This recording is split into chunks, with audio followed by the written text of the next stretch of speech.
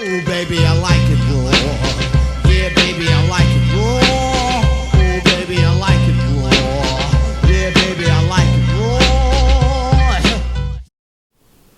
raw. Guess what? This is Chris Kendall from therawAdvantage.com coming at you with a really fun and informative post. I've been a little bit hesitant to bring this post out just because there's a ton of facts and figures, differing opinions, studies, and all that kind of fun stuff. But I think it's an awesome and important post, especially at this time in the winter. Canada people, you know, I'm from Canada. People from the north, even far south, I know that it can be hard to get enough vitamin D in the winter time. Can get that SAD disorder, seasonal affective disorder. Feel a little bit low, energy-wise, mood-wise. So this is a good way to bring ease to that situation, to perk you up. Ultimate disclaimer, consult with your doctor first. Make sure that you check before you do any supplementation or anything major, any lifestyle switch. So as with anything, I would recommend that you take what I say with a grain of salt. Do your own research. This is not the moon, it's my finger pointing towards it. It's what I've researched, what I feel comfortable with. It's up to you to decide what you feel comfortable with. But this video, what we're gonna be talking about today is my personal 4 major ways that I bring ease into the entire vitamin D equation. I find a lot of people are really stressed about vitamin D and B12, and to me it makes no sense. You know, there are so many options out there, there's so many ways to ensure that you have adequate vitamin D levels that it doesn't need to be a concern. In my mind, concern and worry is a bigger deal than any nutrient deficiency. So I put that on the back curb. Let's bring some ease and simplicity into vitamin D. Now, why vitamin D? Well, vitamin D is incredibly important in overall health. It can be linked to rickets with youth and otherwise osteoporosis, soft bones, muscle and joint pain. It's even associated with diabetes, cancer, MS, and various other conditions. Vitamin D acts like a hormone in the body and regulates the availability and absorption of calcium. It's also vastly important in immunity and overall health in general. So vitamin D is hugely important, and today most people run the risks of being low in vitamin D. So this is why it's a hot topic. Number 1, my absolute favorite way to get vitamin D, the absolute most surefire, certain, natural, and safe way to get vitamin D is from the sun. That's right, boys and girls, get your vitamin D from the sun. Get out there, get some tan on, sunbathe, sun gaze, whatever you vibrate with, whatever you enjoy the most. If you get pink, if you get burnt, you probably get a little bit too much, you know, so back it off a little bit. The best times to get sun exposure are either in the morning hours or mid to late afternoon hours. That period of time between around, 10:30, 11, 1, 2, when the sun's right above you, you don't have much of a shadow. That's the time when the UV is the strongest, when you're gonna burn the fastest, and when you're exposed to the highest levels of radiation. So limit those exposures. If you're out at that time, cover up, wear a hat, wear some clothes. I do not personally recommend sunscreen virtually of any kind. There are better options. You can use coconut oil. It has like a natural 4 SPF, and otherwise you can use other various natural ones if you want. But again, they lessen your exposure to vitamin D production, and that's really important. So again, with sun exposure, that's vitamin D3, our most natural, safe source, depending on your skin type. If you're a clear redhead, well, I probably shouldn't say that. If you're if you're super white redhead, you're gonna need a lot less. If you're a little bit fair skinned like me with blonde hair, you'll need a little bit more. If you got brown hair, a little bit more. If you're black, you're gonna need quite a bit more. The range can be anywhere from like minutes to a few hours to get the same amount of vitamin D production, dependent upon your ethnicity, race, skin tone, and color. So do your own research, check that out. It also depends, of course, how close or far away from the equator you are. So there's a little bit of personal research for you to do. And also sun gazing. That's another source of vitamin D from the sun. There's varying opinions on that. I'd again get you to do your own research, but think about it. Naturally, everyone is drawn to look and gaze lovingly at sunrises and sunsets. It brings stillness of the mind, it brings contentment, peace, and it also has been shown to be really beneficial for the blood and for vitamin D production. Most LED or SAD lamps, which we'll get into later, recommend getting that light in through the eyes as the most effective. Not staring right at it, but getting it in through the eyes. The low intensity of the morning sun, first 15 to 30 minutes, or otherwise the evening sun, 15 to 30 minutes, is the softest source for looking at the sun. Research sun gazing if that vibrates with you. I love it, do it on occasion, and it can be definitely a beneficial meditative practice. Number 2, Now this is my favorite one, beyond sunlight of course, and I was really close with switching number 2 and 3. They're very close, different, whatever vibrates with you, but number 2 for me is mushrooms. Yes, mushrooms. Mushrooms are one of the only plant sources of vitamin D. They produce vitamin D2 when they're exposed to the sun. Most store-bought mushrooms are pretty low in vitamin D just because they're not exposed to the sun. They're in dark chambers growing. Now, recent research has shown that by exposing mushrooms to sunlight or UVB lighting, mushrooms multiply the vitamin D content. Now, this is really exciting. In places like Australia, they are already working and have vitamin D plus mushrooms on the shelves. I can show an image here. They have them on there saying that they're effective at treating SAD disorder as well as increasing our vitamin D levels.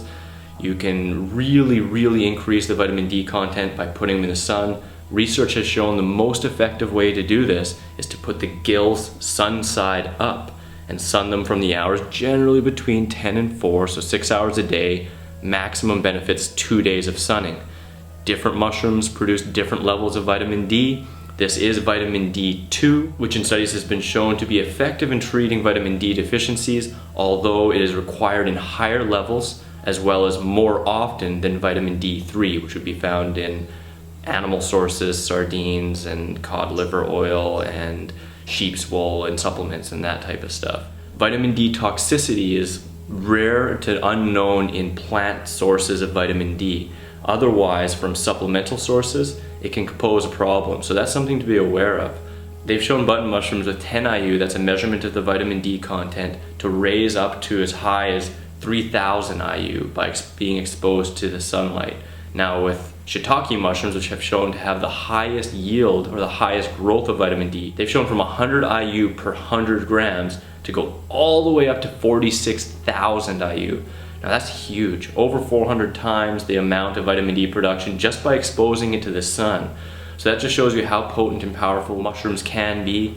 What that can tell you is that just fresh store-bought mushrooms, they have a pretty small amount. Generally, vitamin D recommendations are between 400 and 800 IU, dependent upon your age. You're going to want to research that for your own age group, but they range between that and sometimes over 1,000 or up to 5,000 IU for therapeutic doses in illnesses and cancers and stuff like that. So a serving of mushrooms might be fresh, 2 handfuls, or otherwise sun-dried or dehydrated, 1 handful. And different ways you can do that. You can slice your mushrooms, you can powder them. It shows a little difference whether they're fresh, already dried, or powdered. Exposing them to the sunlight between 6 and 14, 18 hours seems to bring the levels up incredibly high and drastically.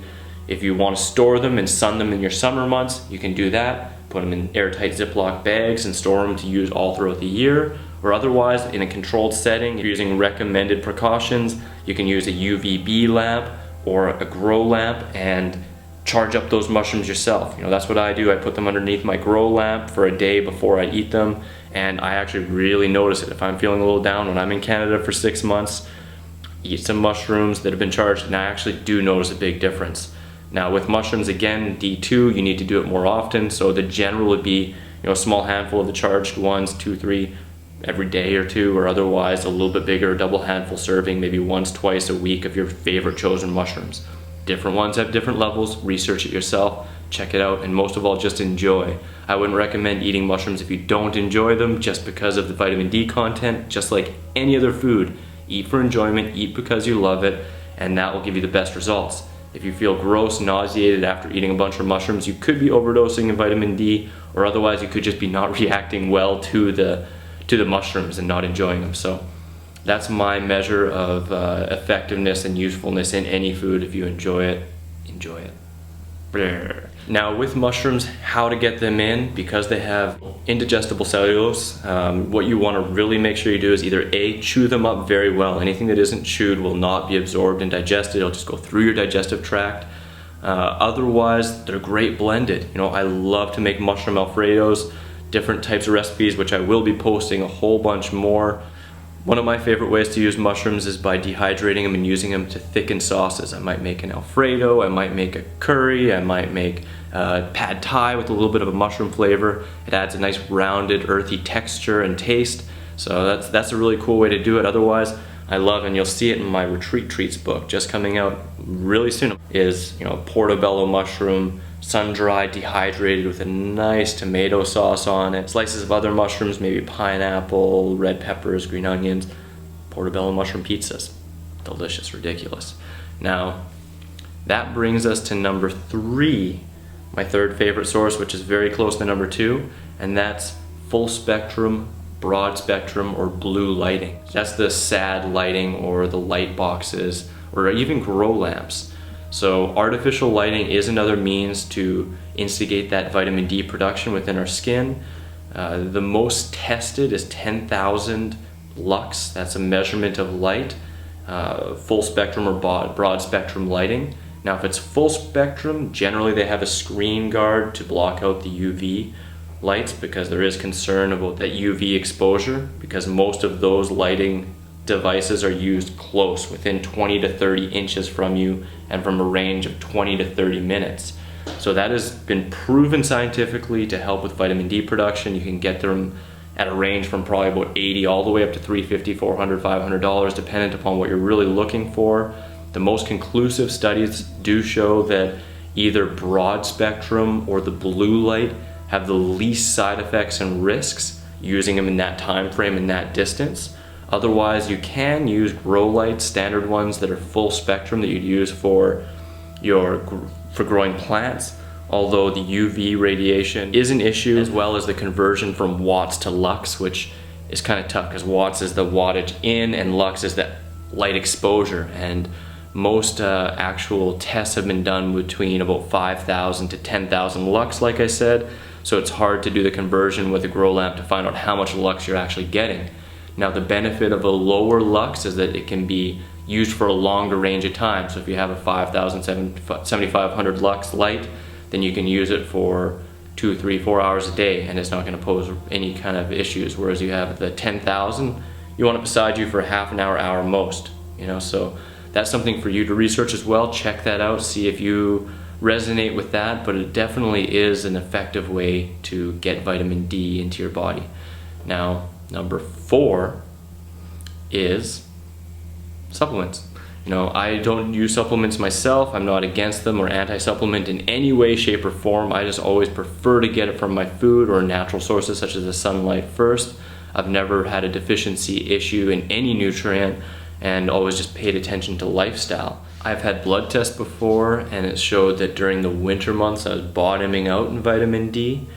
At that point, I was going into the tropics or California to get more sun, so it was never a concern. If you're stuck in northern climate for a year-round scenario during that entire span of winter, you can definitely bottom out. You can definitely get to a point where you're lower than you'd like to be, and that's where either the mushrooms or otherwise the light boxes or grow lights or otherwise supplementation can come into factor. We can still also in the wintertime sun gaze or get some exposure, which according to some people may or may not have benefits, but again, I would recommend doing these things yourself, seeing how they make you feel. If they notice appreciable benefits, then you're the best doctor for yourself. Supplementation, again, there's vitamin D2 and D3. Generally, D3 sources are animal sources, D2 are plant sources, although there's now a vegan vitamin D3 source. It comes from lichen, L-I-C-H-E-N. That's really cool and exciting because for the longest time, you could only get it from animal sources like sheep's wool, cod liver, sardines, blah, blah, blah, salmon, all those types of things. But it is great to know you can get it from a vegan source. There are varying studies on all this. Again, there has been many studies that have shown that vitamin D2 and 3 can be as effective as each other as long as the dosages are adequate to supply the same response, which means that vitamin D2, you need more frequent dosage and higher dosage to get the same results with lower dosages less often than the D3. So that just tells you something here. Vitamin D3 is our natural source. It is the most easily and fastest absorbable. So again, the sunlight, mushrooms, light boxes, supplementation. No need to worry.